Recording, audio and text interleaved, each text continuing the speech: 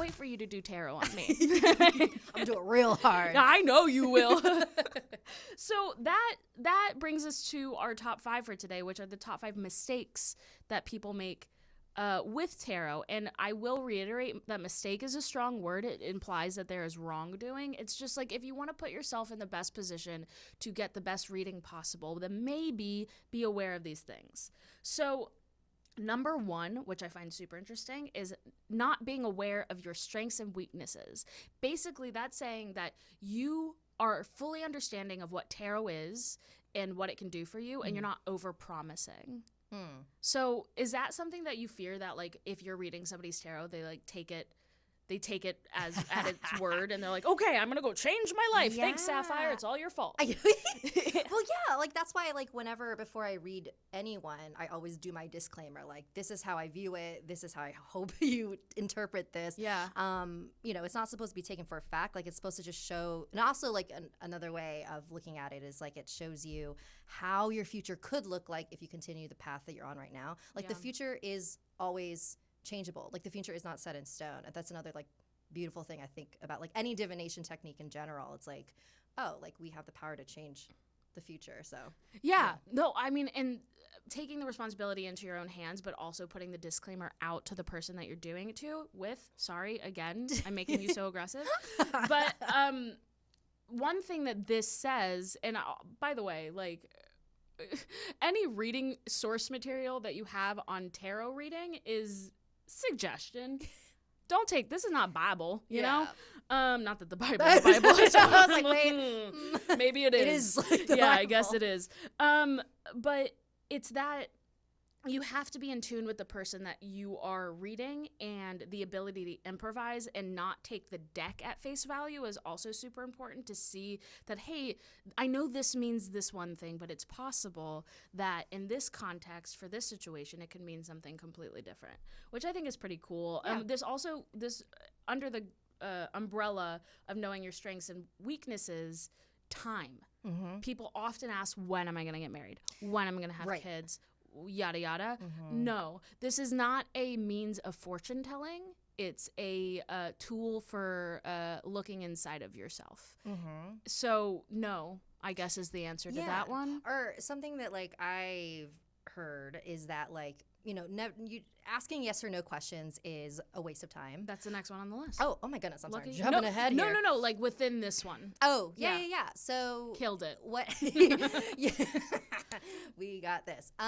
So usually, when somebody asks a question and it's like just not or it's a yes or no question or too specific, something that I like to help them with is like rephrase it in a way that you're like asking more about like how can you deal with the situation. Like for example, so if the question, I'm not explaining myself well. If the question was like, when am I getting married? You should rephrase it to like, how can I be more comfortable with my relationship status right now? Right. Yes, exactly. So you, girl, you know a lot about tarot. Oh, I do. You really do. Because that's a huge thing that I read kind of in the introduction to tarot, that this is about putting yourself in the best position to get the things that you want out of life, not asking for the thing. Right. Because you're going to be disappointed if you do not get that thing. That's kind of like the devil's whatever. Come on. The devil's there's a word that goes after the devil's. But it's not advocate. No, it's not that. It's the idea that when you ask something, butthole. When you ask something, the devil's butthole. When you ask something of the devil, he'll give it to you. And I'm saying he because I do believe that if there is a devil, it's a man. I'm sorry. Every single episode, I cannot. Do you bring help. this up every time? No, I'm always mean to dudes, and I can't help it. And like I just want to pick on them all the time. But I love them. Yeah. I have a date tonight. Yeah. Yeah, go off, bitch. No, but it's the idea that like if you ask the devil like, will you give me this thing? They'll give it to you, but at what cost? At what cost? Like, Right. I want $1 million. Cool, but you'll get it in a settlement because like your uncle died or something. Right, I didn't want right. to say parent because that made me too sad. Yeah. I can't imagine, close. honestly. My parents, my wonderful parents. Your mom who's watching right now. I know, I love you. Oh God, I almost started crying. No. Woo. Your parents are fine. I know. I'm a mess. So that's number 5. I'm going to get through these. I promise.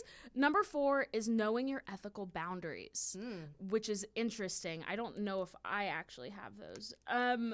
There are certain things that you can do, but you shouldn't, like giving people medical advice, financial advice, any sort of legal advice, anything that that compromises free will as well, like trying to, how do I get this person to love me? It's like, well, I can put you in the position to where they can see the beauty in you, but not make them love you, because we're not in the business. Make you love me. Wait, what are you singing? I want to know. Oh, I was singing something else. I was singing a Britney Spears song. What is that? What is make you love me? Isn't my life? Okay, you and these like pop deep cuts, these B sides, these Britney sides. I'm blown away. I did Britney. Listen, if this is like a Weezer contest, I'll win. I don't know anything about Weezer. Well, you know, because you're cool. Not knowing how to politely bow out. So, bow out? Bow out. How do you politely bow out? The bow wow challenge. You pretend to be on a private plane. Did you know this? Did you see that on Twitter? It's the best. Poor guy. He's fine. He's a little guy. He's pretty fine. No, so I'm pretty sure that this one means basically like if you see something that say you don't, something. if you see something, say something. And if oh God, let me go back to this because this one's weird for me. So it's essentially saying that you shouldn't have to have a different, like, you shouldn't go into a tarot reading and feel confronted by it. Because if the person's energy isn't incompatible with you, is that? Simpatico. Thank you. I think. No, I think so too. I'm really bad at words. I know you lost yourself a couple times already in the podcast. I have to tell you, I'm losing my mind right now. I'm really excited for this tarot reading. I feel like I physically am in 15 places right now. Whoa. I know. It's crazy. I felt like that this weekend. My heart's beating fast, but it's probably because I'm in love with you. What? Oh my God. But this one is basically saying that if you are not in a place to read that person for whatever reason, go away. Yeah. Don't do it because you are affecting that person's life in a deep way. And your energy goes as much into this reading as the other person's energy. Do you ever find that, like, if you're reading somebody's tarot and you're feeling anxious or something, like, you feel irresponsible or you feel like... Do I feel irresponsible for their... No, do you feel irresponsible doing it? Like, if you go into a tarot reading... And I know that generally you do tarot readings with, like, your friends and stuff, so you feel comfortable. But have you ever had a situation where you were like, oh, I'm going to mess up your whole brain right now? No. That's good. No. That's great. But usually, like, what I found, like, after doing... if I'm reading someone, it's actually really draining. Yeah. Because it's like you're trying to tap into, you know, this like same wavelength. And like I used to do this like every week on like Instagram Live. And every I realized, Wednesday. Oh, or like that was Ouija Wednesday. Yeah. I'm wrong. But I stopped because it was like actually really draining like mentally. And I was like, this is actually weird. Like I can't. No, I bet because you're also like on top of just the energy you're putting out, you're like trying very hard to try to help this person figure out their problems. Yeah. It's draining to listen to anybody talk about their problems. It's actually really, it's worse when, then there's been a couple times where I'm reading someone who like definitely did not know these like 5 mistake things because they were just like expecting me to say certain things that I wasn't giving them. And I was like trying so hard to be like, but... They wanted an answer. Yeah. That's a big one that actually isn't on this list, but it should be. If you want an answer going into a tarot reading, then don't go to the tarot reading. Then you know the answer. Right. You have it. You don't need anybody to validate you. Yeah, what are you doing here? What are you doing? Don't waste my time. Yeah. Don't waste your time. Don't waste our time. Don't waste anyone's time. That's exactly what this is about. Time management. Know your reading style or not. These are mistakes, so I guess the idea of this one would be not knowing your reading style. Right. And you said that you have a disclaimer going into it. It's more of a conversation. So that's something you figured out. And I think that if you are going to start reading tarot, knowing how you communicate with people is vital, right? Yeah. Because, like, if you know, like me, I don't know if you guys have noticed, but I love talking at people.